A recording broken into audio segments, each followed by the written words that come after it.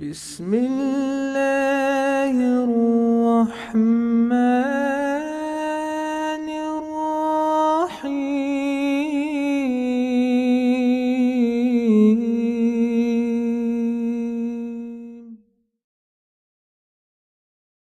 انما جزاء الذين يحاربون الله ورسوله ويسعون في الارض فسادا ان يقتلوا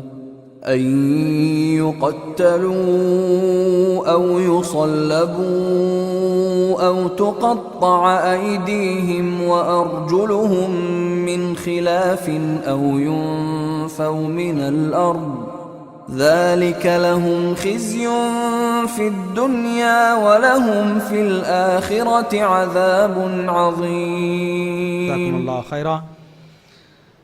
اب میں دعوت دیتا ہوں فضیلت الشیخ حافظ عبدالحسیب عمری متنی حفظہ اللہ کو. شیخ کا موضوع ہے ISIS، آج کے دور کا بہت بڑا فتنہ اور اس کی حقیقت کیا ہے، کیونکہ بہت سارے نوجوان غلط فہمی میں یا علماء کی صحیح نگرانی نہ ہونے کی وجہ سے ایسے فتنوں میں مبتلا ہے. اس سلسلے میں بہترین ٹاپک ہے، حساس ٹاپک ہے.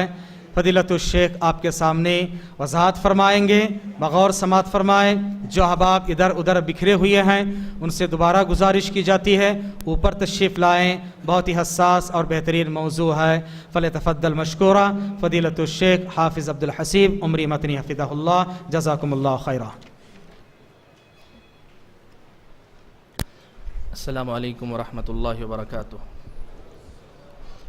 الحمد للہ رب العالمین والصلاة والسلام على اشرف الانبیاء والمرسلین وعلى آلہ واصحابہ اجمعین ومن تبعهم بإحسان الى یوم الدین. اما بعد فاعوذ باللہ من الشیطان الرجیم. بسم اللہ الرحمن الرحیم. یا ایہا الذین آمنوا اتقوا اللہ حق تقاته ولا تموتن الا وانتم مسلمون. یا ایہا الناس اتقوا ربکم الذی خلقکم من نفس واحدہ وخلق منها زوجها وبث منهما رجالا كثيرا ونساء واتقوا الله الذي تساءلون به والأرحام. يا أيها الذين آمنوا اتقوا الله حق تقاته ولا تموتن إلا وأنتم مسلمون. يا أيها الناس اتقوا ربكم الذي خلقكم من نفس واحدة وخلق منها زوجها وبث منهما رجالا كثيرا ونساء واتقوا الله الذي تساءلون به والأرحام إن الله كان عليكم رقيبا. يا أيها الذين آمنوا اتقوا الله وقولوا قولا سديدا يصلح لكم أعمالكم ويغفر لكم ذنوبكم ومن يطع الله ورسوله فقد فاز فوزا عظيما.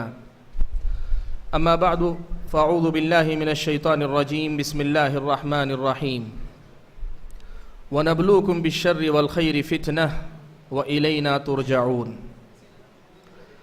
محترم صدر جلسہ، معزز علماء کرام، بزرگوں، دینی بھائیوں اور پردہ نشین خواتین اسلام، آج کے اس اجلاس میں مجھے آپ حضرات اور خواتین کے سامنے گفتگو کرنے کے لیے جو عنوان دیا گیا ہے وہ جیسا کہ آپ نے سنا آج پوری دنیا کے لیے توجہ کا مرکز بنا ہوا ایک موضوع ہے. ISIS یعنی Islamic state in Iraq and Syria, جس کو اردو یا عربی میں داعش کہتے ہیں، الدولۃ الاسلامیہ بالعراق والشام. اس سے متعلق مجھے گفتگو کرنے کا مکلف کیا گیا ہے. حقیقت یہ ہے کہ اس وقت جب آپ کے سامنے اس موضوع پہ گفتگو کرنے کے لیے کھڑا ہوں، آپ جانتے ہیں کہ یہ موضوع اس پر لوگوں نے بہت لکھا ہے، لوگوں نے طرح طرح کی باتیں کہی ہیں، اور یہ بھی حق ہے کہ اس میں بہت ساری سچائیاں ہیں، اور وہیں یہ بھی حق ہے کہ بہت ساری باتیں ایسی ہیں جو مشہور تو ہیں لیکن ہم نہیں کہہ سکتے کہ واقعی یہ حقیقت بھی ہیں کہ نہیں۔ اس وجہ سے یہ موضوع زیادہ نازک بھی ہو جاتا ہے، زیادہ اہم بھی ہو جاتا ہے۔ بھائیو، آج آپ کے سامنے، چونکہ میرے سامنے ایک طے شدہ وقت ہے، اس وقت کے اندر مجھے کچھ بنیادی باتیں رکھنی ہیں۔ میں کوشش کروں گا کچھ بنیادی حقیقتیں آپ کے سامنے رکھنے کی، اور مقصد یہ ہے کہ ان بنیادوں پہ آپ غور کر کے دیکھیں، ان بنیادوں کو اپنے سامنے رکھ کر اگر دیکھیں تو اس موضوع کو سمجھنا انشاءاللہ آپ کے لیے آسان ہو جائے گا۔ موضوع کے تعلق سے جو سب سے پہلی بات، جو سب سے پہلی حقیقت جو سبھی لوگ جانتے ہیں وہ یہ کہ اس وقت داعش یا IS جب کہا جاتا ہے تو عراق اور شام کے کچھ علاقے کو لے کر قائم شدہ ایک حکومت کا نام ہے، جسے ایک گروپ نے قائم کیا، اور گروپ کے قائم ہونے سے پہلے سے لے کر اب قائم ہو جانے کے بعد اور حکومت کے تشکیل دے لیے جانے کے بعد ہم سبھی جانتے ہیں کہ دنیا کے سبھی علاقوں سے، سبھی قسم کے لوگوں کی طرف سے ان کو ایک دہشت گرد تنظیم، ایک انتہا پسند تنظیم، خون خرابے میں دلچسپی رکھنے والی تنظیم کی حیثیت سے لوگوں نے اسے متعارف کروایا ہے۔ مغربی حکومتیں ہوں یا مغربی میڈیا ہو یا خود ہمارے اپنے ملک کا میڈیا ہو، دہشت گردی کا دوسرا نام اس وقت دنیا میں، دہشت گردی کی دوسری پہچان IS ہے، اخبارات کی دنیا میں اگر آپ دیکھیں۔ دوسری طرف آپ یہ بھی جانتے ہیں کہ اس معاملے میں صرف غیر مسلموں کا معاملہ نہیں، خود مسلمان حکومتوں نے اس نئی حکومت کے تعلق سے اپنے موقف کو وہی رکھا ہے کہ یہ دہشت گردوں کا یہ گروہ ہے جس نے ایک حکومت اپنے طور پہ قائم کی ہوئی ہے، یہ دہشت گرد ہیں، یہ امت کے لیے فتنہ ہیں، مسئلہ ہیں۔ دنیا کی وہ حکومتیں جو مسلم حکومتیں کہلاتی ہیں، ان کا بھی اپنا یہی موقف ہے۔ میں اس سے آگے بڑھ کر یہ بھی بتانا چاہوں گا کہ امت کے جتنے معتبر علماء ہیں، چاہے کسی بھی مکتب فکر سے تعلق رکھتے ہوں، وہ سلفی الخیال ہوں یا غیر سلفی ہوں، سبھی نے اس تنظیم کو دہشت گرد قرار دیا ہے، اس کے تعلق سے واضح فتوے دیے ہیں۔ ایک طرف یوں سمجھیے کہ دنیا کا ایک بڑا طبقہ یا تقریباً سبھی لوگ، معاشرے کے ہر طبقے سے ان کو یہ لیبل دیا گیا، ان کے بارے میں یہ کہا گیا کہ یہ دہشت گرد ہیں، یہ دہشت گرد ہیں، ایک خون خرابہ کرنے والے ہیں۔ یہ گرچہ اسلامی خلافت کا نام لیتے ہیں لیکن ان کی حکومت اسلامی خلافت نہیں ہے، ان کی حکومت اسلامی حکومت نہیں ہے، یہ اسلام کے ترجمان نہیں ہے۔ یہ وہ باتیں ہیں جو ہم ہر علاقے میں سنتے ہیں، ہر زبان میں سنتے ہیں اور معاشرے کے سبھی طبقات سے سنتے ہیں۔ اور میں نے جیسے کہا کہ اس میں امت کے تمام ہی مکتب فکر کے علماء نے اپنی اپنی طرف سے یہ فتویٰ دیا۔ ایک طرف تو IS کو لے کر یہ صورتحال ہے، لیکن وہیں یہ بھی ایک سچائی ہے کہ اس امت مسلمہ کے اندر، چاہے بات عرب کی ہو کہ عجم کی ہو، ایک کچھ مسلمان، عام مسلمانوں کے اندر، نوجوان طبقے کے اندر اس گروہ کو لے کر ایک قسم کی ہمدردی کا جذبہ بھی پایا جاتا ہے۔ یہ حقیقت ہے، اس کا انکار نہیں کیا جا سکتا۔ جو لوگ اس گروہ سے ہمدردی رکھتے ہیں وہ کیوں رکھتے ہیں، ان کی ہمدردی کی بنیادیں کیا ہیں، میں مختصراً پہلے ان کا ذکر آپ کے سامنے کر دوں۔ بہت سارے لوگ اس لیے ان سے متاثر ہیں کہ انہوں نے اسلامی خلافت کے قیام کا اعلان کیا ہے، اور ان احباب کی نظر میں اسلامی خلافت کا قیام امت مسلمہ کے تمام مصائب اور مشکلات کا اکلوتا حل تھا۔ یہی ایک حل تھا جس سے امت سارے فتنوں سے نکل کے آتی، مغرب کے دباؤ سے نکل کر آتی، مغرب کے ظلم سے نکل کر آتی۔ اسلامی خلافت ہی کی تمنا لیے جی رہے تھے، لیکن جیسے ہی اسلامی خلافت کا اعلان ہوا ان کو لگا کہ اب امت کا خیر صرف اس میں ہے کہ اس نئی قائم شدہ حکومت کے ساتھ پوری طریقے سے اپنی محبت، اپنی وابستگی کا اعلان کیا جائے۔ ہمدردی کی ایک وجہ یہ ہے کہ اس حکومت کا قیام اسلامی خلافت کے نام پر ہوا۔ دوسری وجہ یہ ہے کہ اس حکومت کے قائم ہونے کے ساتھ مغرب کی تمام حکومتیں، وہ امریکہ ہو کہ روس ہو، وہ دنیا کا کوئی بھی بڑا ملک ہو، جرمنی ہو، انگلینڈ ہو، فلاں ہو، سب کے سب آپس میں متفق ہو گئے اور اس کو ختم کرنے کے درپے ہو گئے، اور ان کے ساتھ مسلم ممالک کے حکمرانوں نے بھی مل کر ان کی تائید کی۔ ان لوگوں نے کہا یہ دوسری دلیل ہے کہ یہ برحق ہیں، اگر یہ اسلام نہ ہوتا تو دشمنان اسلام اس کے خلاف اکٹھا نہ ہوتی۔ سارے دشمن اگر ایک ساتھ اکٹھا ہوئے ہیں تو اس کا مطلب یہ ہوا کہ یہ واقعی اسلامی حکومت ہے، اور اب دنیا چاہتی نہیں، اس لیے کہ سب کو پتا ہے کہ مغرب یہ نہیں چاہتا کہ اسلامی حکومت کوئی ایسی قائم ہو جائے جو مغرب کے لیے خطرہ بنے، اس لیے یہ لوگ اس سے دشمنی کر رہے ہیں۔ اب ہمارا طریقہ یہ ہونا چاہیے کہ ہم حکومتوں کے نہ دباؤ میں آئیں، نہ ڈر ان سے محسوس کریں، بلکہ پورے دل کے ساتھ ان کی تائید کریں۔ یہ دوسری سوچ ہے جو لوگوں کے اندر داعش کے تعلق سے ہمدردی پیدا کرتی ہے۔ تیسری وجہ جس کی وجہ سے داعش سے لوگوں کے اندر ہمدردی پائی جاتی ہے، وجہ ہے جہاد فی سبیل اللہ کا نعرہ، اللہ تعالیٰ کی راہ میں جہاد کرنے کا نعرہ۔ آپ جانتے ہیں داعش بحیثیت حکومت قائم ہونے سے پہلے ہی جو بھی سرگرمیاں انجام دیتی رہی ہے اسے جہاد کے نام پر انجام دیتی رہی ہے۔ بہت سے نوجوان، بہت سے مسلمان جو اسلامی شریعت میں جہاد کے تفصیلی احکام سے واقف نہیں ہیں، بس جہاد کی فضیلت سے واقف ہیں، شہادت کی فضیلت سے واقف ہیں، ان کو لگتا ہے کہ دنیا کی ساری مسلم حکومتیں یا مسلمان علماء عام طور پر جہاد کے سلسلے میں کتراتے ہیں، بچتے ہیں، لیکن کچھ بہادر ہیں جو بغیر کسی پرواہ کے جہاد کے میدان میں آگے بڑھتے جا رہے ہیں، اور یہ تنظیم اسی قسم کے جہاد کی ترجمانی کرتی ہے۔ اس لیے ہم کسی کی غلامی کیوں کریں، ہم بے دھڑک ان کی تائید کریں گے۔ جہاد کا موضوع بھی ان کے ساتھ قربت کا باعث بنتا ہے۔ چوتھا سبب یہ بھی ہے کہ لوگوں کو یہ لگتا ہے کہ زمانے سے مغرب نے خود دہشت گردی کے نام پر اور دہشت گردی کو مٹانے کے نام پر مسلمانوں کا نقصان کیا۔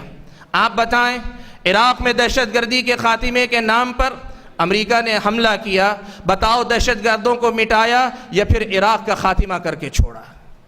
آپ بتاؤ، مغربی ممالک نے جہاں جہاں دہشت گردی کے نام پہ حملے کیے وہ دہشت گردی ختم ہوئی یا مسلم قوم کے بچوں کو یتیم کیا گیا، مسلم ماؤں کو بیوہ کیا گیا؟ وہ جو درد نوجوان کے دل میں ہے کہ مسلم قوم کو بڑا نقصان ان مغربی طاقتوں نے پہنچایا ہے، ایک نوجوان کو یہ امید لگتی ہے کہ یہ جو تنظیم قائم ہوئی ہے یہ تنظیم شاید وہ قوت بن سکے جو مسلمانوں کے اس درد کا مداوع کر سکے۔ یہ بھی ایک وجہ ہے جس کی وجہ سے لوگ داعش سے محبت کرتے ہیں۔ اور ایک اور وجہ بھی ہے، بہت سارے جو لوگ قیامت کی نشانیوں میں زیادہ دلچسپی لیتے ہیں، انہوں نے اکثر یہ بات پڑھی ہے کہ قیامت کے قریب مسلمانوں کی زبردست خلافت قائم ہوگی اور ساری دنیا کے اندر اسلام کا بول بالا ہوگا۔ تو بہت سارے لوگ جو قیامت کی نشانیوں سے دلچسپی رکھتے ہیں ان لوگوں کو یہ لگتا ہے کہ یہی وہ خلافت ہے جس کی پیشن گوئی حدیثوں میں آئی ہے، جس کی پیشن گوئی سابق علماء کی تحریروں میں آئی ہے، اس لیے ہمیں بڑھ چڑھ کر اس کی تائید کرنی چاہیے۔ میرے بھائیوں، یہی سب وجوہات ہیں جن کی وجہ سے ایک عام نوجوان، ایک مسلمان داعش کی طرفداری کی طرف جاتا ہے۔ میرے بھائیوں، دونوں باتیں میں نے آپ کے سامنے رکھی۔ ایک طرف دنیا کا وہ موقف کہ دنیا اسے ایک دہشت گرد تنظیم مانتی ہے، دوسری طرف جو لوگ ہمدردی رکھتے ہیں ان کی ہمدردی کی وجوہات کیا ہیں؟ سوال یہ ہے کہ ہم اور آپ جیسا ایک مسلمان، چاہے وہ علماء میں سے ہو یا پھر عوام میں سے ہو، وہ تعلیم یافتہ نوجوان ہو یا ان پڑھ قسم کا آدمی ہو، وہ تجارت پیشہ کوئی تاجر ہو یا ملازمت پیشہ کوئی آدمی ہو، اس آدمی کے لیے یہ جو مسئلہ ہے داعش کا مسئلہ، اس مسئلے کی حقیقت کیا ہے؟ کیا اس کا جاننا ضروری ہے کہ نہیں ہے؟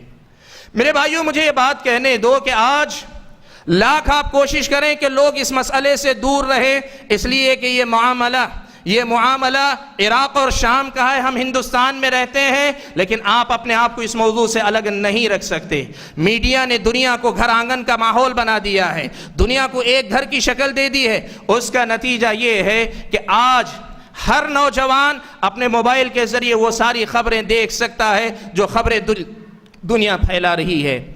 ایسی صورتحال میں یہ ہماری ذمہ داری بنتی ہے یہ ہماری ذمہ داری بنتی ہے کہ ہم بغیر کسی جانبداری کے، بغیر کسی طرفداری کے اس کی حقیقت کو جاننے کے سلسلے میں کوشش کریں۔ اور سب سے پہلے میں یہ بات کہنا چاہوں گا کہ اللہ تعالیٰ سے دعا کریں کہ اللہ تبارک و تعالیٰ ہمیں حق بات کو حق دیکھنے کی سب سے پہلے توفیق بھی عطا فرمائے۔ میرے بھائیوں، میں آپ کے سامنے یہ بات رکھنا چاہتا ہوں، یاد رکھو دنیا میں جب کسی گروہ، کسی تنظیم کے بارے میں فیصلہ کرنا ہو کہ یہ کون ہے، کیا ہے، ان کی حقیقت کیا ہے، دو بنیادیں ہوتی ہیں جن پر آدمی کو توجہ دینی چاہیے۔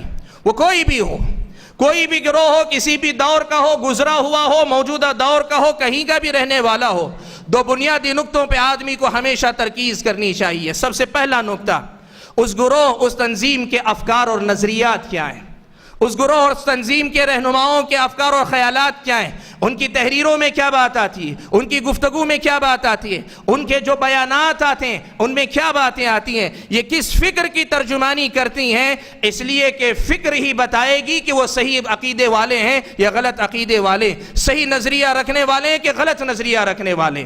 ایک نقطہ یہ ہے کہ افکار کی تحلیل اور تجزیہ کیا جائے، اور دوسرا طریقہ یہ ہے کہ کوئی بھی گروہ جب وجود میں آتا ہے اور اس کے ساتھ اس قسم کی صورتحال پیش آتی ہے، آپ اس کی سابقہ تاریخ کا جائزہ لے کر دیکھیں، سابقہ تاریخ اس کی آپ کو بتائے گی کہ اس کی حقیقت کیا ہے۔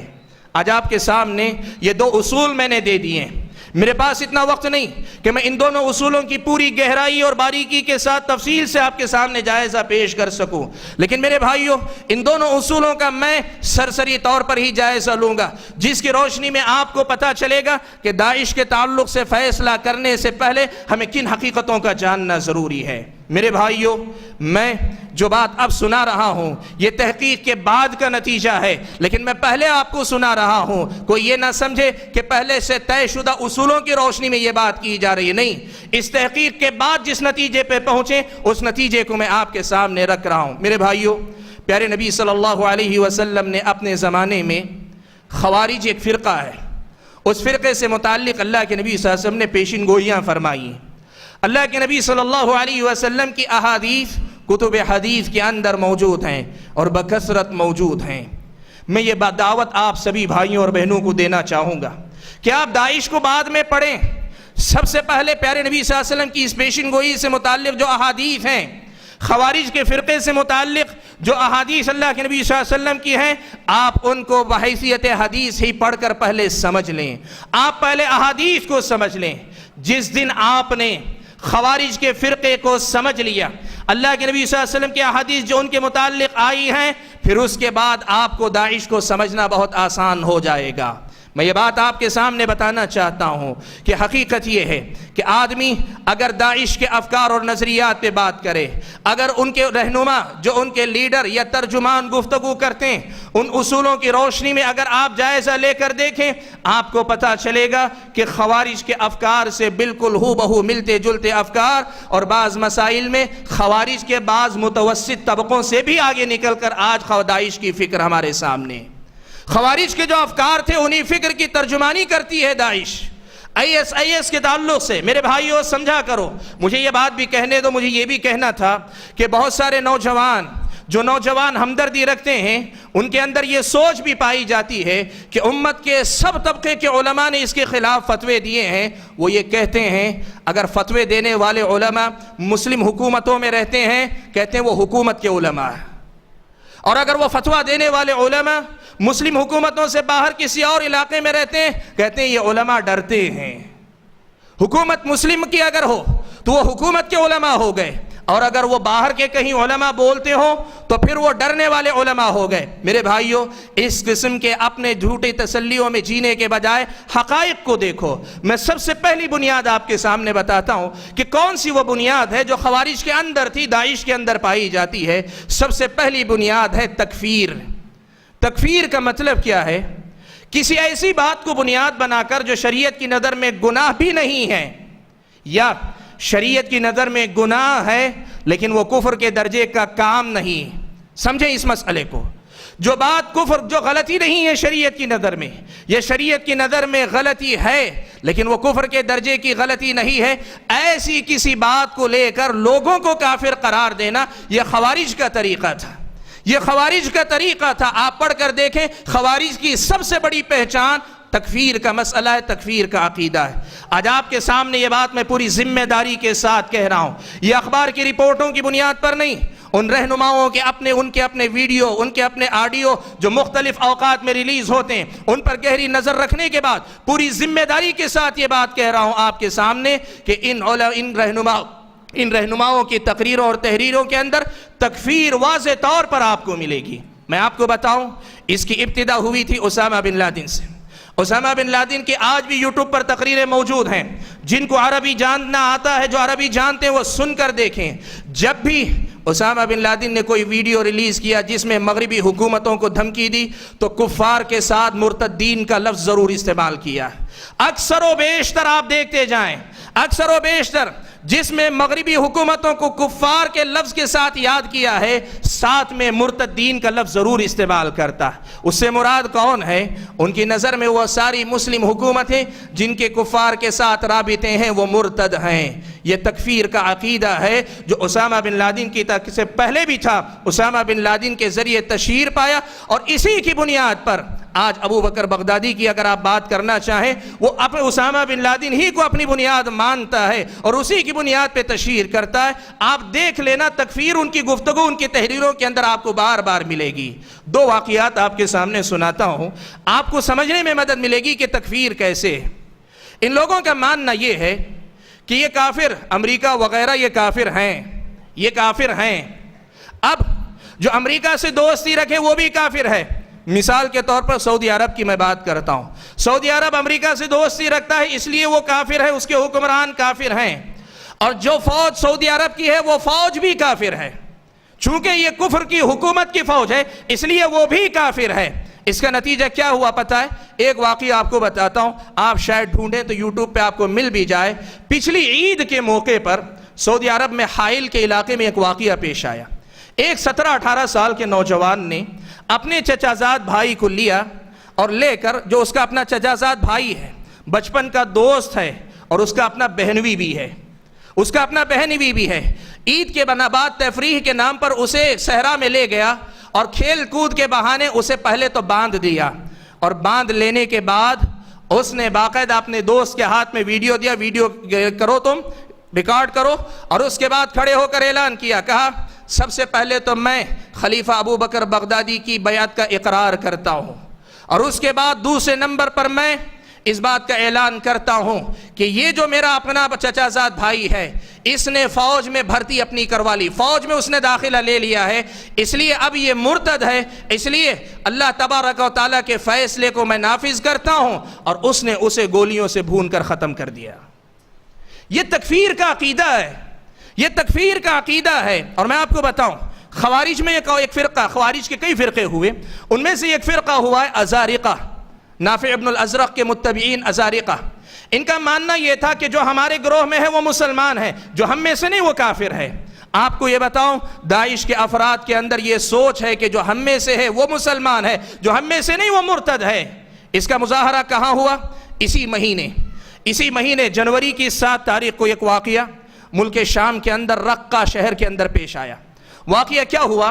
ایک ماں نے اپنے 20 سالہ نوجوان کو, جو داعش میں داخل ہو چکا تھا, اپنے 20 سالہ نوجوان بیٹے سے کہا کہ بیٹا چلو میں اور تم یہاں سے بھاگ چلتے ہیں, یہ مغربی حکومتیں جو بم گرا رہے ہیں, مجھے ڈر ہے کہ کسی دن تم مارے جاؤ گے. ماں کی محبت تھی, ماں نے بیٹے سے کہا. اب بیٹے نے یہ شکایت اپنے ذمہ داروں تک پہنچا دی. ذمہ داروں نے باقاعدہ محکمہ لگایا, اور محکمہ لگانے کے بعد میں یہ فیصلہ سنایا کہ یہ خاتون تمہیں ہمارے پاس سے لے کر جانا چاہتی ہے. اس کا مطلب یہ ہوا کہ یہ عورت بے دین ہے, مرتد ہے, اس لیے اس کی سزا قتل ہے. اس عورت کی سزا قتل ہے. اور قتل کیسے کیا جائے گا؟ میرے بھائیوں, یہ بات یاد رکھو کہ اسلامی شریعت نے ایسی کوئی مثال پوری 1400 سال کی تاریخ میں نہیں دیکھی. ہوا یہ کہ مجمع کے بیچ میں اس عورت کو کھڑا کیا, اور وہی بیٹا 20 سالہ نوجوان خود اپنی بندوق سے اپنی ماں پہ گولی چلا کر اسے ختم کر دیتا ہے. یہ کیا ہے؟ آپ کو برا لگتا ہے, آپ کو برا لگتا ہے. میرے بھائیوں, میں آپ کو یہ نہیں بتا رہا ہوں کہ آپ جو ہے ماں کے قاتل کی حیثیت سے اس سے نفرت کیجئے, بات وہ نہیں. میں بتانا چاہتا ہوں کہ اس حد تک لے جانے والا عقیدہ کون سا ہے, کون سی چیز ہے جو ان کو اس نتیجے تک لے جاتی ہے. اصل وہ تکفیر کا عقیدہ ہے۔ اور میرے بھائیوں، اسی کا نتیجہ ہے، آپ نے سنا ہوگا سعودی عرب کے مختلف علاقوں کے اندر مسجدوں کے اندر پے در پے بلاسٹ ہوتے جا رہے ہیں۔ ابھی کل پھر احسا کے اندر بلاسٹ ہوا ہے۔ ان میں سے بعض واقعات میں یہی داعش کے لوگوں نے ذمہ داری قبول بھی کی ہے اور بعض لوگوں نے باقاعدہ اقرار کیا ہے۔ میرے بھائیوں، ایک آدمی یہ سوچتا ہے کہ ایک آدمی مسلمان ہوتے ہوئے مسجدوں میں آ کر کیسے بلاسٹ کر سکتا ہے، مسلمان ہوتے ہوئے مسجد میں آ کر کیوں بلاسٹ کر سکتا ہے؟ میرے بھائیوں، یہ اس وقت ممکن ہوتا ہے جب وہ آپ کی مسجد کو مسجد نہ سمجھے اور آپ کو مسلمان نہ سمجھے، آپ کو قتل کرنے میں اسے ذرا برابر جھجک نہیں ہوگی۔ یہی سوچ ہے، اور یہ بات آج کی مکہ نہیں، خوارج کے پرانے دور سے آپ دیکھتے ہوئے آئیں، آپ کو پتا چلے گا۔ علی ابن ابی طالب رضی اللہ تعالیٰ عنہ، اس وقت جس وقت آپ خلیفہ ہیں، روئے زمین پہ سب سے افضل مسلمان ہیں، روئے زمین پہ سب سے نیک مسلمان ہیں۔ خارجی ابن ملجم نے حضرت علی رضی اللہ تعالیٰ عنہ کو شہید کر دیا۔ خارجی تھا، حضرت علی کو کافر سمجھتا تھا، روئے زمین کا سب سے اچھا مسلمان، اسے شہید کر دیا۔ ابن ملجم کو لایا گیا، لا کر جب اسے قتل کرنے کی بات ہوئی تو اس نے ایک بات کہی، اپنے قتل کرنے والوں سے کہا، مجھے ایک ضرب سے قتل نہ کرنا، میرے ٹکڑے ٹکڑے کر کے مارنا، تاکہ کل میرے جسم کا ایک ایک ٹکڑا میرے حق میں اللہ تعالیٰ کے پاس گواہی دے سکے۔ میرے بھائیوں، تکفیر کا جو عقیدہ، کافر قرار دینے کا جو عقیدہ ہے، یہ پہلی بنیاد ہے جو داعش کے پاس پائی جاتی ہے۔ اسی وجہ سے یہ کہا جاتا ہے کہ یہ خارجی ہیں، ایک بات۔ دوسری بات جو منہج کی میں نے کی، افکار و نظریات کی میں نے بات کی، افکار و نظریات کے سلسلے میں دوسری بات یہ بات بتانا چاہتا ہوں کہ داعش کے لوگوں کے پاس اور اس سے ہمدردی رکھنے والوں کے پاس یہ تصور ہے کہ اس وقت دنیا میں خلافت اسلامیہ یا دولت اسلامیہ یا IS یہی ایک شرعی اور جائز اسلامی حکومت ہے، اس کے علاوہ ساری کی ساری حکومتیں غیر اسلامی ہیں۔ یہ بالکل وہی سوچ ہے جو خوارج نے پہلے ان الحکم الا للہ کہا تھا حکومت صرف اللہ تعالیٰ کی ہو سکتی ہے اور اللہ تعالیٰ کی حکومت وہی ہے جو ہم قائم کریں۔ حضرت علی کی خلافت کو کہا کفر کی حکومت ہے، حضرت معاویہ کی امارت کو کہا کفر کی حکومت ہے۔ انہوں نے کہا اللہ ہی کی حکومت ہونی چاہیے اور حاکمیت اللہ تعالیٰ کی وہی ہے جو ہم قائم کریں، یہ پچھلے خوارج نے کہی تھی۔ آج خلافت کے نام پہ یہ فکر عام کرنا کہ خلافت اسلامیہ یا دولت اسلامیہ یا داعش کی حکومت کے علاوہ ساری حکومتیں غیر شرعی ہیں، غیر اسلامی ہیں، یہ دوسری بنیاد ہے جو پچھلے خوارج اور آج کے خوارج کے درمیان قدر مشترک کے طور پہ نظر آتی ہے۔ اور تیسری بنیاد آپ کے سامنے میں یہ بھی نقل کروں، پیارے نبی صلی اللہ علیہ وسلم نے خوارج کی یہ صفت یہ بھی بیان کی تھی کہ یقتلون اہل الاسلام ویدعون اہل الاوثان، کہ یہ خوارج مسلمانوں کو قتل کریں گے، مشرکوں کو چھوڑ دیں گے۔ وہ مسلمانوں کو قتل کریں گے، مشرکوں کو چھوڑ دیں گے۔ سبحان اللہ، آج آپ دیکھ لو مغربی ممالک ان پہ حملہ کر رہے ہیں، یہ تو ہو سکتا ہے، لیکن یہ خود اگر لڑ رہے ہیں، ان کی طرف سے اگر ابتدا ہو رہی ہے، بتاؤ ان کی جنگ مسلمانوں سے ہے یا غیر مسلموں سے؟ میرے بھائیو، یہ بات میں آپ کو بتاؤں، آپ تعجب نہ کریں، حکومت قائم ہوئے ابھی زیادہ دن نہیں گزرے تھے، ایک اخبار کے رپورٹر نے ان کے جو ترجمان سے بات کی، کہا اگر اسلامی حکومت قائم ہو گئی ہے تو پھر یہ اسلامی حکومت اسرائیل کے خلاف کیوں نہیں لڑتی؟ وہ اسرائیل جس نے فلسطینیوں پہ اتنا ظلم کیا ہوا ہے، ایک زمانے سے ان کو برباد کرتا جا رہا ہے، اب اسلامی حکومت قائم ہو گئی ہے تو جا کر اسرائیل سے کیوں نہیں لڑتے؟ میرے بھائیو، پیارے نبی صلی اللہ علیہ وسلم کی حدیث یاد رکھو، یقتلون اہل الاسلام ویدعون اہل الاوثان، وہ اہل اسلام کو قتل کرتے ہیں، وہ بت پرستوں کو چھوڑ دیتے ہیں۔ ان کے ترجمان نے یہ بات کہی تھی، آپ دیکھ لیں، یہ بات آج بھی موجود ہے، ریکارڈ پہ موجود ہے۔ اس نے کہا تھا کہ ہمیں شریعت پہلے مرتدوں سے لڑنے کا حکم دیتی ہے، بعد میں بت پرستوں سے لڑنے کا حکم دیتی ہے۔ میرے بھائیو، افکار و نظریات کی بنیاد پہ کسی فرقے کا تعارف ہوتا ہے، آپ پڑھ کر دیکھ لو۔ میرے پاس وقت نہیں کہ میں آپ کے سامنے جائزہ رکھوں، میں نے مختصراً کوشش کی آپ کے سامنے کہ افکار و نظریات کی بنیاد پر ان کی حقیقت آپ کے سامنے ذکر کروں۔ بچے ہوئے وقت میں تاریخ کے حوالے سے کچھ باتیں آپ کے سامنے بتانا چاہوں گا۔ میرے بھائیوں، کسی فرقے کے تعارف کا ایک دوسرا پہلو یہ ہوتا ہے کہ اس کی سابقہ تاریخ دیکھی جائے۔ میں سب سے پہلے بات کرنا چاہتا ہوں ابو بکر بغدادی کی، جو اس وقت خلیفہ ہیں، یعنی جن کو خلیفہ منتخب کیا گیا ہے۔ میں آپ کے سامنے یہ بات رکھنا چاہتا ہوں، پہلی بار جب حکومت کے قائم ہونے کا، خلافت کے قائم ہونے کا اعلان ہوا، فوراً میں نے ان کے متعلق معلومات نکالنے کی کوشش کی. سب سے پہلی بات جو کھٹک پیدا کرتی تھی وہ یہ، اب اس وقت وہ ریکارڈ پہ موجود نہیں، نکال دی گئی، انٹرنیٹ سے بھی حذف کر دی گئی یہ بات، لیکن اس وقت جس دن قائم ہوئی تھی دوسرے ہی دن میں نے جائزہ لے کر دیکھا تھا یہ شخصیت کون ہے، اس کا سابقہ تعارف کیا ہے. جو چیزیں ملیں اس کے مطابق پتہ یہ چلتا ہے کہ یہ وہ شخص ہے کہ عراق میں القاعدہ کا ترجمان یا لیڈر کی حیثیت سے یہ کام کرتا رہا تھا. اور امریکی حکومت نے اس کے خلاف یہ وارنٹ جاری کیا تھا کہ جہاں دیکھا جائے وہاں مار دیا جائے، شوٹ ایٹ سائٹ. اور دوسرا یہ دیا تھا کہ اگر کوئی آدمی اس کی خبر دے گا اسے کئی لاکھ ڈالر انعام دیے جائیں گے. اس کا مطلب یہ ہوا امریکی حکومت کی نظر میں بہت بڑا مجرم ہے، امریکی حکومت کی نظر میں بہت بڑا مجرم ہے. لیکن میرے بھائیوں اس کے بعد ایک خبر کے مطابق گرفتار ہوا.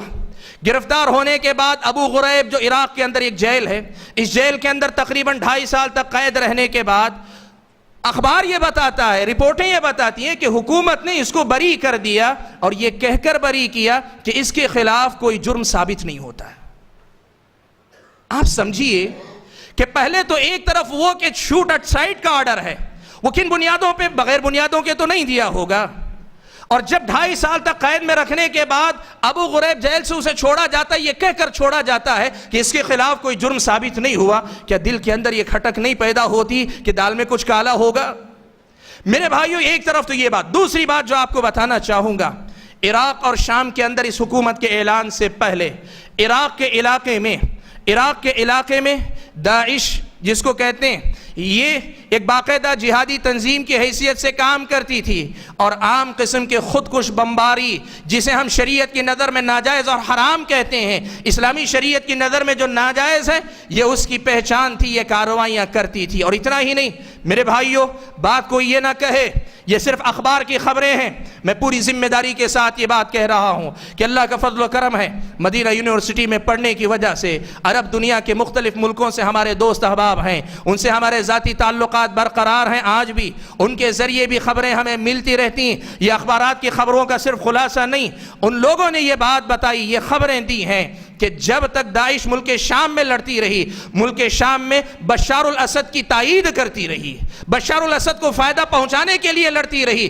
جبکہ سارے اہل سنت مل کر بشار الاسد کے خلاف لڑ رہے ہیں، بشار الاسد کی تائید میں یہ لڑتے رہے. اور پھر اس کے بعد بعض لوگوں نے یہ تک رپورٹیں دی ہیں کہ اس وقت جو موجود تنظیمیں تھیں، اس لیے کہ وہاں لڑنے والی جہادی تنظیمیں، سلفی بات نہیں کر رہا ہوں، جو جہاد کے نام پہ لڑ رہی ہیں تنظیمیں بہت ساری، اس تنظیم پر یہ الزام تاریخ میں محفوظ ہے کہ اس نے دوسری تنظیموں کے رہنماؤں کا باقاعدہ منصوبہ بند طریقے سے قتل کروایا ہے. یہ ان کی تاریخ ہے، آپ پڑھ کر دیکھو، تحقیق کر کے دیکھو. اتنے بھولے نہ بنو کہ دنیا جو بتا رہی ہے وہ غلط ہے، اس لیے ہمارے دل میں جو آیا سب صحیح ہے. میرے بھائیو آپ کو بتاؤں، آپ یاد رکھیں القاعدہ یہ گرچہ جو القاعدہ کے رہنما تھے ابو بکر بغدادی، لیکن جیسے ہی یہ بغدادی نے اپنی حکومت کا اعلان کیا، القاعدہ نے اپنا تعلق توڑ لینے کا اعلان کیا. اگر واقعی معنوں میں یہ ساری جہادی تنظیموں کا ملا ہوا گٹھ بند ہوتا اور جوڑ ہوتا، کوئی اسلامی حکومت قائم ہوئی ہوتی، القاعدہ نے اپنے تعلقات اس سے کیوں توڑے؟ ایک دوسری تنظیم ہے النہضہ کے نام سے جانی جاتی ہے، النہضہ نے اس سے اپنے تعلقات کے توڑ لینے کا اعلان کیا. میرے بھائیو تاریخ پڑھ کر دیکھو، آپ کو پتہ چلے گا، تاریخ آپ کو بتائے گی کہ اس تنظیم کا معاملہ ایک تو ان لوگوں کے لیے واضح ہے جن کے پاس واقعی معنوں میں قابل بھروسہ حوالے ہیں، لیکن جن کے پاس ابھی تک قابل یقین ذریعے سے نہیں پہنچا، کم از کم ان کو یہ احتیاط کرنی چاہیے کہ جلد بازی میں آ کر تائید نہ کریں، جذبات میں بہہ کر ان کے پیچھے نہ جائیں، اس بات کا خاص طور پہ خیال رکھیں. اور ایک اور پہلو یہ بھی لانا چاہتا ہوں میرے بھائیوں، یہ بات میں آپ کے سامنے رکھنا چاہتا ہوں. دنیا یہ سمجھتی ہے کہ آج IS کے خلاف مغربی حکومتیں لڑ رہی ہیں، لیکن کچھ سوال بڑے سنجیدہ ہیں، کوئی ہمیں ان کا جواب دے تو ہم سمجھیں. ہمارا ماننا یہ ہے کہ ان کے بڑھنے کے اندر مغربی ممالک کا پیچھے سے کچھ نہ کچھ ہاتھ ضرور ہے. کیوں؟ میرے بھائیوں بتاؤ، آج مسلم ملکوں میں سے کون ہے جو ہتھیار بناتا اور ان کو سپلائی کرتا ہو؟ سوال یہ کہ 1.5 سال سے زیادہ ہو گیا مسلسل لڑتے آ رہے ہیں، ہتھیار ان کو کہاں سے مل رہے ہیں؟ ہتھیار بنانے والی کمپنیاں کن ملکوں کے پاس ہیں؟ کن کی تجارت ہتھیار بنانا اور ہتھیار فروخت کرنا ہے؟ یہ ڈرامہ نظر آتا ہے، ایک طرف ہتھیار فروخت کرتے ہیں اور دوسری طرف انہی کو مارنے کا ڈرامہ کرتے ہیں. اور آپ کو یہ بھی بتاؤں، ان کو مال کہاں سے ملتا ہے، مالی مدد کہاں سے ملتی ہے؟ بین الاقوامی تعاون کی امید اب نہیں رہ گئی، اس لیے کہ حکومتوں نے پابندیاں لگا دیں۔ محققین نے لکھا ہے کہ عراق اور شام کے علاقے میں جو تیل کے کنویں ہیں ان کا تیل بیچ کر وہ اپنا مال بنا رہے ہیں۔ سوال یہ ہے کہ ان کا تیل خرید کون رہا ہے؟ ان کا تیل خرید کون رہا ہے؟ یہی مغربی ممالک ہیں، یہی آس پاس کے ممالک ہیں، یہی خرید کر تو ان کو مضبوط کر رہے ہیں۔ پھر ہم یہ کیسے مان لیں کہ مغرب ان کا دشمن ہے؟ یہ ان کے دشمن ہم کیسے مان لیں؟ وہی ان کا مال خرید کر ان کو مالی طاقت دیں، وہی ان کو ہتھیار بیچ کر ان کو اسلحے کی قوت دیں، اور دنیا ہمیں کہے وہ مغرب کے دشمن ہیں، ہم آنکھیں بند کر تسلیم کر لیں؟ میرے بھائیو یاد رکھو، میرے بھائیو یاد رکھو، یہ دنیا اتنی سیدھی نہیں جتنی نظر آتی ہے۔ میں جو پیغام آپ کو دینا چاہتا ہوں وہ یہی ہے کہ IS سے متعلق معاملہ اتنا سیدھا نہیں جتنا آپ سمجھتے ہیں، لیکن کم از کم ہمارے پاس یہ سیاسی پہلوؤں کو ایک طرف رکھ کر اس پہلو سے بھی اگر بات کریں کہ اسلامی شریعت کی نظر میں جو قوم، جو گروہ، جو جماعت تکفیری عقیدے کی قائل ہو وہ جماعت خوارج کی ہے، اور اس کی حکومت کو شرعی حکومت نہیں مانا جا سکتا۔ میں یہ بات آپ کو بتانا چاہوں گا، دنیا میں اس سے پہلے بھی خوارج کی ایک حکومت ابھی تک قائم ہے، شاید آپ میں سے بہت سارے لوگ نہیں جانتے۔ عمان کی جو حکومت ہے، عبادی حکومت ہے، یہ بھی خوارج ہیں، لیکن فرق یہ ہے کہ عبادی خوارج جو ہوتے ہیں وہ اپنے مخالفین کو کافر فوراً نہیں قرار دیتے۔ عبادی خوارج جو ہوتے ہیں وہ فوراً اپنے مخالفین کو کافر نہیں قرار دیتے۔ خوارج کی ایک حکومت پہلے سے موجود ہے، لیکن یہ جو حکومت ہے ان کی بنیاد اس پر ہے کہ جو ہمارے ساتھ ہے وہ ہمارا ہے، جو ہمارے ساتھ ہے وہ مسلمانوں کا بھی نہیں، اسلام کا بھی نہیں ہے۔ میرے بھائیو، یہ کچھ حقیقتیں تھیں جو مجھے آپ کے سامنے مختصراً ذکر کرنی تھی، میں بات پھر وہی دہراؤں گا۔ میرے بھائیو، دو بنیادوں پہ رکھ کر کسی کی بھی تحقیق کیا کرو، ایک اس کے افکار و نظریات کیا ہیں، اور دوسری طرف ان کی اپنی تاریخ کیا بتاتی ہے۔ ان دو بنیادوں کو اگر رکھیں گے آپ کے سامنے حقیقت کھل کر واضح ہو جائے گی۔ اور آخری بات 2 یا 3 منٹ جو بچے ہیں اس میں جو مجھے آپ حضرات کے سامنے رکھنی ہے وہ صرف یہ ہے کہ میرے مسلمان بھائیو، آج میں آپ سے مخاطب ہوں، آپ بنگلور کے اندر بیٹھیں، آپ یہ بات یاد رکھیں، اسلامی شریعت کی نظر میں یہ تصور کہ بنگلور میں بیٹھے ہوئے مسلمان، میں کہہ رہا ہوں مان لے، فرض کر لیں کہ وہ سراسر شرعی حکومت ہے، سب مسائل ٹھیک ہیں، تب بھی یہ تصور کرنا کہ ایک مسلمان بحیثیت مسلمان بنگلور میں رہتے ہوئے یہاں اپنے فرائض، اپنی ذمہ داریوں کو نبھانے کے بجائے اس پر واجب یہ ہے کہ وہ عراق کی حکومت کی تائید کرے، یہ مسئلہ سراسر غیر شرعی ہے۔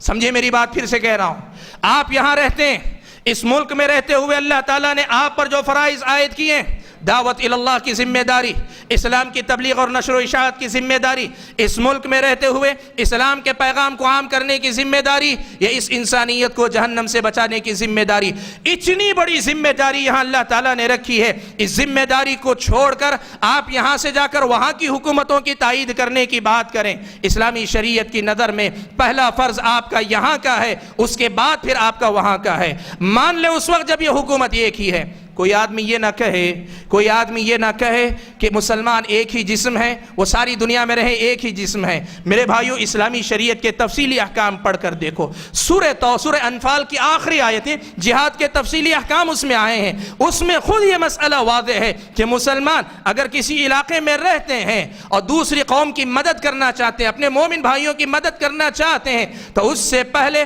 جو عہد و معاہدہ ان کا پہلے سے موجود ہے، اس عہد و معاہدے کی پابندی ضروری ہوتی ہے۔ بھائیوں، میں جو بات کہنا چاہتا ہوں وہ یہ ہے کہ آپ اور میں، اللہ کا فضل و کرم ہے کہ اللہ تبارک و تعالیٰ نے اگر یہاں اسلام کی تبلیغ اور نشر و اشاعت کا موقع دیا ہے، اپنا زور اس پر لگائیں، اسلام کی تبلیغ اور نشر و اشاعت ہو۔ آج اس دنیا کے اندر اسلام جتنا اجنبی نظر آتا ہے عوام کے اندر، اتنا شاید ہمارے کسی اور مسئلے کو لے کر ہم پریشان نہیں ہو سکتے۔ اس لیے اسلام کی تبلیغ اور نشر و اشاعت کی طرف فکر کرو، اور بجائے اس کے کہ ادھر ادھر جاؤ، یہ دعا کیا کرو کہ اللہ تبارک و تعالی ہمیں صحیح کو صحیح سمجھنے اور غلط کو غلط سمجھنے کی توفیق عطا فرمائے۔ میں زیادہ کچھ نہ کہتے ہوئے یہی کچھ گزارشات جن کی حیثیت صرف چند اشاروں کی ہے، لیکن جو آدمی اپنا بھلا چاہتا ہے، اپنی آخرت چاہتا ہے، کسی اور سے ڈرنے کی بات نہیں۔ میں بار بار یہ بات کہنا چاہوں گا، نوجوان اس لیے دھوکے میں آتے ہیں، وہ سمجھتے ہیں کہ اگر علماء اس سے بچنا اس پہ گفتگو نہیں کر رہے ہیں اس لیے کہ وہ حکومتوں سے ڈرتے ہیں، وہ فلاں سے ڈرتے ہیں، وہ فلاں سے ڈرتے ہیں۔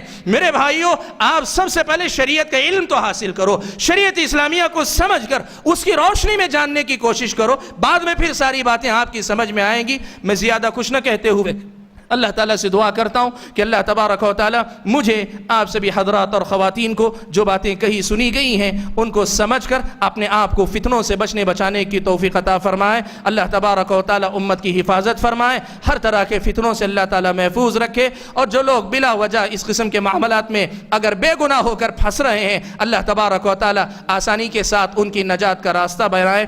آمین. وآخر دعوانا الحمدللہ رب العالمین والسلام علیکم ورحمۃ اللہ وبرکاتہ.